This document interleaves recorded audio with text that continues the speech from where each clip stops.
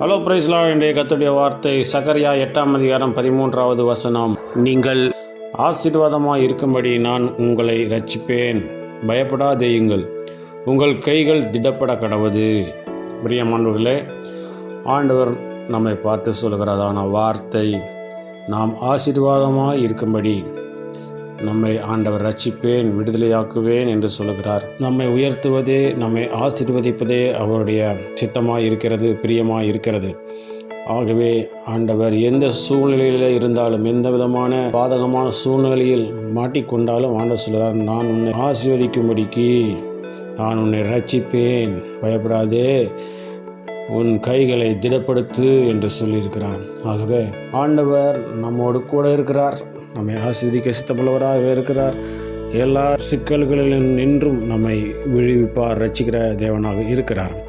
ஆகவே நம்மை ரட்சிக்க, நம்மை ஆசீர்வதிக்க விருப்பமுள்ள தேவன், பயப்படாதே, உன் கைகளை திடப்படுத்து என்று ஆண்டவர் சொல்லுகிறார். ஆகவே நாம் கைகளை தளர விடாமல் ஆண்டவர் என்னை உயர்த்துவார், நிச்சயமாக ஆசீர்வதிப்பார் என்று நம்புவோம். கர்த்தர் தாமே நம்மோடு கூட இருந்த பெரிய காரியத்தை செய்ய வல்லமுள்ள தேவனாக இருக்கிறார். பிரார்த்தனை செய்வோம். எங்கள் அருமை நேசிதான பலவத்தின் தந்தையே, ஆசீர்வதிக்கப்பட்டதான இந்த நாளிலேயும் நீ கொடுத்த நம்முடைய வார்த்தைக்கான நன்றி செலுத்துகிறோம்.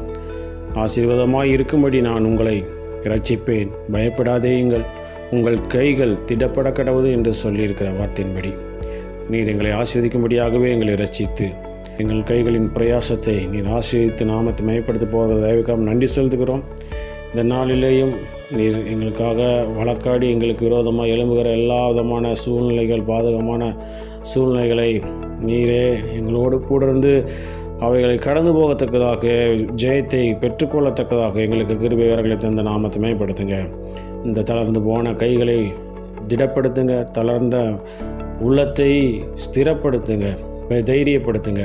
இந்த நாளில் நாங்கள் செய்கிற வேலைகள், தொழில்கள், படிப்புகள், ஊழியங்கள், போக்குவரத்துகள் எல்லாவற்றிலும் கரம் கூர்ந்து பெரிய காரியம் செய்து நாமத்தை மேம்படுத்த வேண்டுமாய் எங்களுக்கு காப்பாற்றிவிட்டு நாமத்து மூலமாக கேட்டுக்கொள்கிறேன் எங்கள் ஜீவனுள்ள நல்ல பிதாவே.